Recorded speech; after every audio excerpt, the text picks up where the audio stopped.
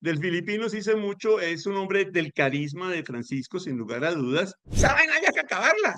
Eso no tiene nada que ver con el evangelio. Hágame el favor. Nada. Pero sí hablemos en general. Yo sí creo, sinceramente creo, que el sucesor de Francisco no va a ser una persona de ese perfil. No va a ser.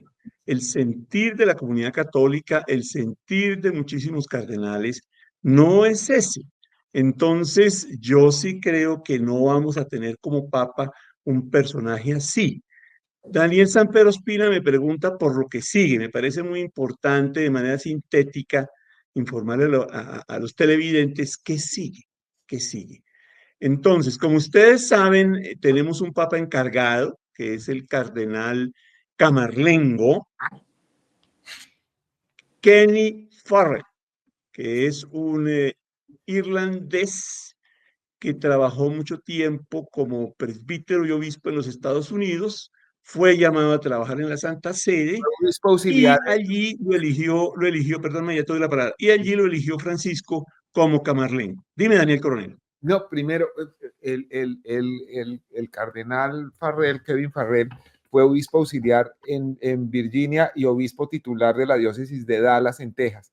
Pero empezó su vida religiosa con los legionarios de Cristo, ¿no? Todo hay que decirlo, bajo la égida de Marcial Maciel, y ahí trabajó en Monterrey, México. Me queda la preocupación de si el Papa conocía ese antecedente, porque pues obviamente dice cosas para la iglesia y sobre todo para las víctimas de los curas pederastas que pues no pueden ignorarse en este momento.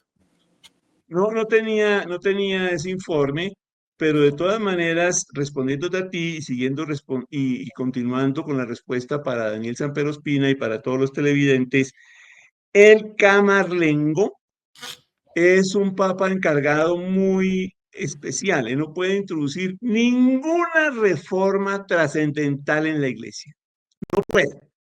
Lo único que tiene que hacer es pues, continuar despachando, digamos, lo más urgente dentro del ordinario.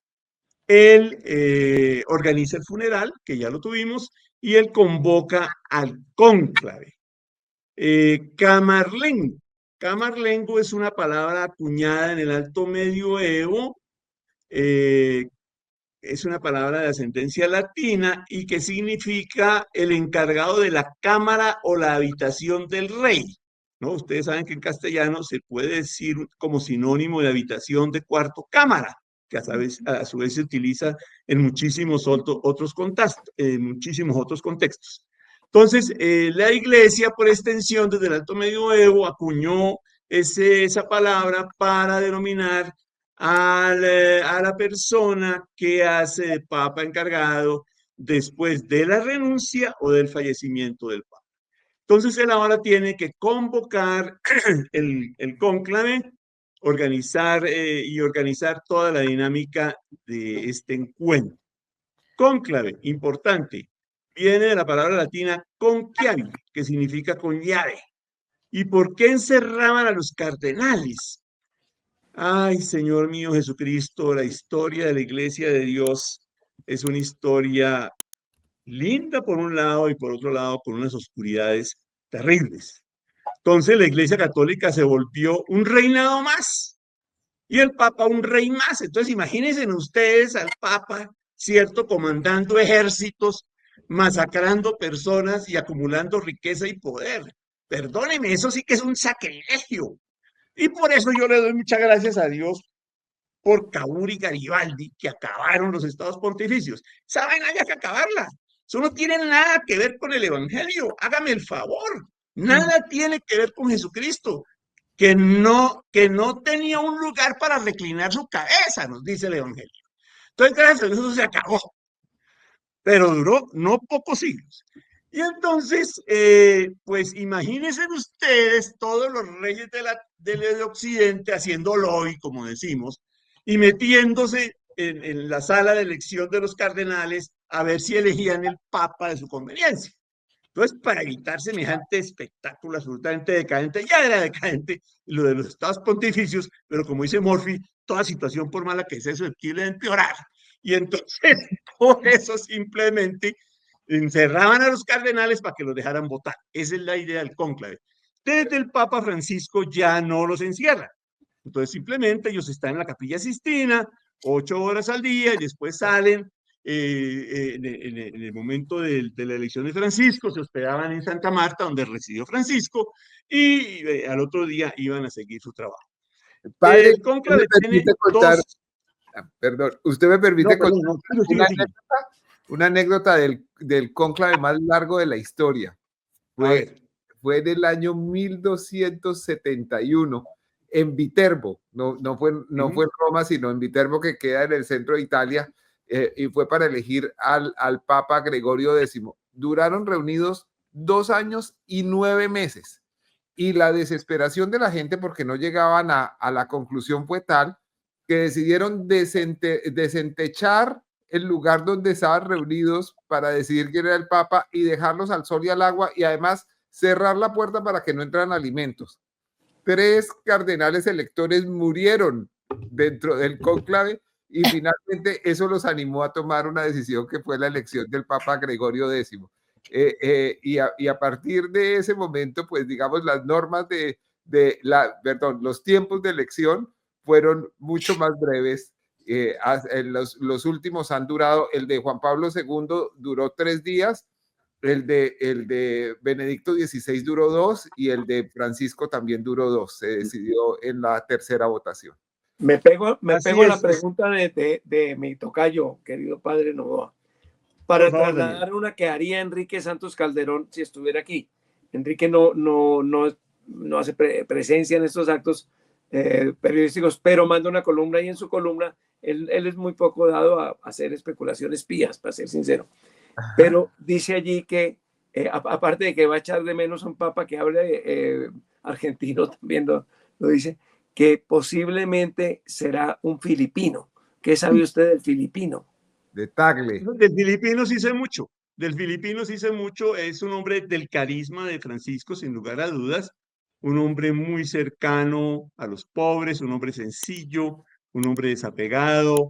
Entonces yo creo que sería una muy buena alternativa. Sería un hombre que sin lugar a dudas continuaría la labor de Francisco. Pero déjenme terminar la respuesta a la pregunta de Daniel Sanpedro Espina, porque es importante. El proceso del cónclave tiene dos instancias. La primera son las congregaciones generales. En las congregaciones generales son muy importantes y ahorita voy a subrayar por qué. Antes del cónclave, los cardenales se reúnen y en clima de oración se escuchan, dialogan entre ellos y responden un programa de 2 puntos. Primero, hacen un análisis del mundo, de la humanidad, y se preguntan cuáles son las situaciones más urgentes de la humanidad, cuál es la situación de la humanidad, cuáles son los clamores y las realidades que confrontan la iglesia desde la sociedad y que le piden a la iglesia una respuesta. Muy importante eso. Nunca me olvido que Daniel Sanpedro Pisano, en una de estas maravillosas entrevistas, me preguntaba por la relación de la iglesia y la sociedad, ¿no? Pues es que la relación es total. Es que no se nos olvide. Jesús se encarna. Ojo, ¿quién es Dios? Plenitud de humanidad, como dice el Concilio Vaticano II, comillas. Jesús comunica la plenitud de la persona a la propia persona. Entonces Dios es plenitud de humanidad. La humanidad, la sociedad está en el corazón del Evangelio. Estamos para servir a la sociedad, estamos para salir a ella, estamos para acoger a todos y en particular a los más excluidos. Eso es el Evangelio, por el amor de Dios, no es otra cosa. Entonces, por eso en esas congregaciones generales, ellos pulsan, digámoslo así, la situación de la humanidad, del mundo, y elaboran y, digamos, estructuran una serie de prioridades, y de acuerdo a esas prioridades, hacen el perfil de la persona que debe ser elegida papa. Eso para la elección de Francisco fue clave. En ese momento, acuérdense, estábamos con los Wikileaks, estábamos con el escándalo del Banco Ambrosiano, estábamos con el escándalo del abuso sexual de menores por parte de algunos clérigos. Es decir, era una situación muy crítica en la iglesia, de tal manera que Benedicto renunció en un acto absolutamente honesto y que lo consagra sin lugar a dudas en la historia de la iglesia, porque él dijo, no tengo las fuerzas, no soy capaz, no tengo el perfil para responder a los desafíos de la iglesia. ¿Y qué hizo Francisco en ese cónclave? Entonces, en ese espacio de las congregaciones generales, todos hablan, todos se comunican, todos se conocen un poco más, y todos, o por lo menos la gran mayoría, porque evidentemente no ganó por mayoría absoluta, pero sí ganó por una mayoría cualificada, entonces la gran mayoría dijo, este señor es el que necesitamos, y déjenme hacer una infidencia. Yo sí creo que más de un cardenal dijo, hombre, este señor Bergoglio jesuita. No, no, no, no, qué vaina los jesuitas tan izquierdistas, tan liberales, tan... No, incomodidad.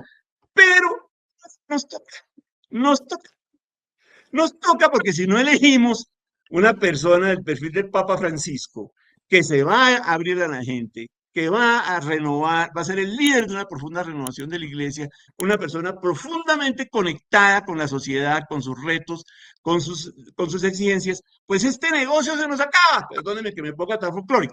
Y entonces después viene la votación. Entonces entran a la Capilla Sistina, ¿no? Y de ahí están todo el día en un clima de oración, de retiro. En esas congregaciones generales ellos tienen unos días de retiro porque hay que disponerse realmente para que el Espíritu Santo nos deje llevar. Eso es lo que viene fundamentalmente, mi querido Daniel Samper Ospina.